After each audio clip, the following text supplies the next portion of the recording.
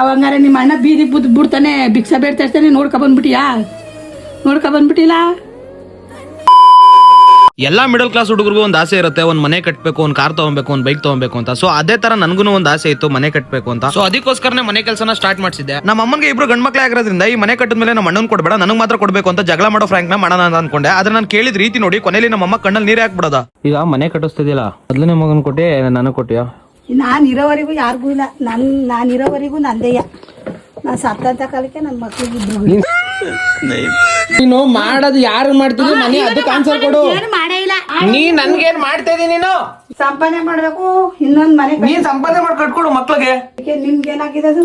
ನಮ್ ಕೈಲಿ ಆಗಲ್ಲ, ನಾವ್ ಇನ್ನೂ ಚಿಕ್ಕವರು. ಹೌದಾ? ಮದುವೆ ಮಾಡಿದ್ರೆ ಮುಂದಿನ ವರ್ಷಕ್ಕೆ ಮಕ್ಳಾಯ್ತಾವಲ್ಲ, ಚಿಕ್ಕೋರಂತೆ ಚಿಕ್ಕೋರು.